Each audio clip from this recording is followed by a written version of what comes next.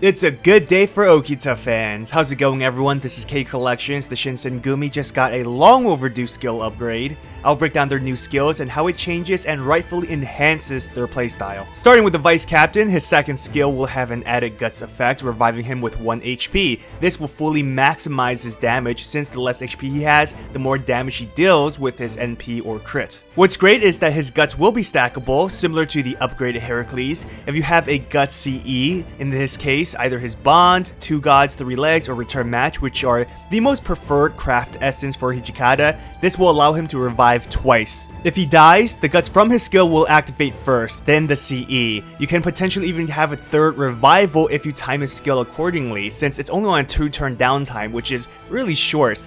This is also great for bullshit bullying too. I know all FGO players experience this a few times. You use Guts, thinking my servant will be safe for maybe a turn or so. Then, as you expected, they get attacked, they die, then revive, only to get attacked right after officially dying.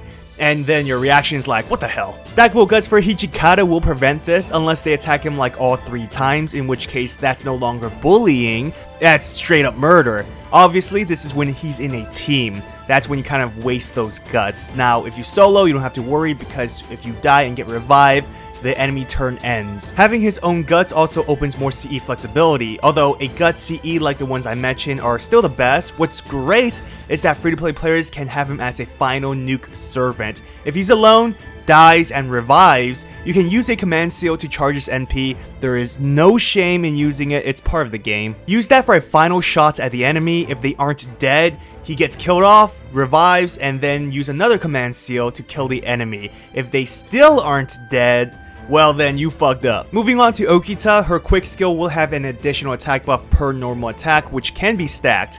This buff applies before the damage, changing the NP order. So typically, you'll use a Noble Phantasm first within an NP chain. Reason being is that NP attacks will receive no first card or placement bonus. It'll always be treated as first card even if you place it, let's say, on the 3rd slot.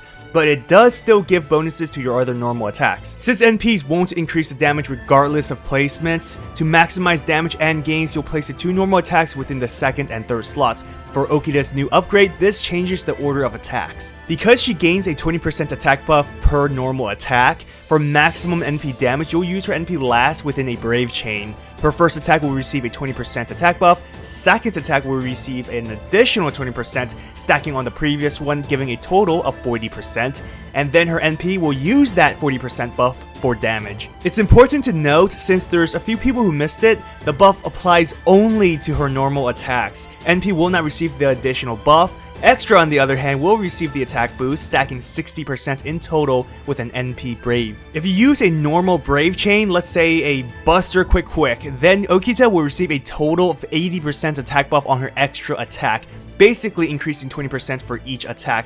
This can be very deadly for crit damage, so it's not like the skill is strictly meant for her NP like before. Overall, it makes her stronger but doesn't fix her consistency problem. Okita still has long downtimes for her skills. 4 turns is a long wait, and if it weren't for her good star gen and NP gains, she would have been a slow burst servant. So this skill basically adds a layer of strategy for her. Obviously, if her NP can kill an enemy without the attack buffs, then use it first, since killing an enemy with a Noble Phantasm will allow her to switch targets and possibly kill another enemy. This also applies to break bar bosses, the logic of using her NP first if you think you could break the first bar. If you think you can break a bar with just her NP, additional boost in damage is pretty much meaningless after the break. Instead, you'll lose out on better star and NP gains by not placing her normal attacks last. What I'm trying to say is, because her NP can deal a lot more damage now placed last, that doesn't mean it's always the best choice. It's effective for nuking, don't get me wrong, but it sacrifices other benefits. For example, her strong ass NP gains from her crit damage. We traditionally use her NP first, let's say an NP Quick Brave.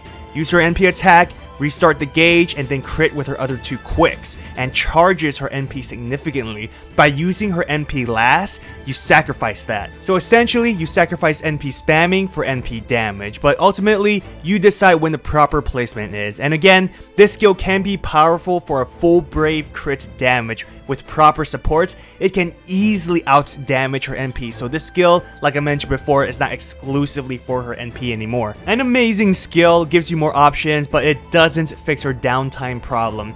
Hijikata's upgrade, freaking beautiful, it helps with one of his biggest flaws. But I'd like to hear your thoughts. What do you think about the upgrades? Or what future upgrades do you think they need?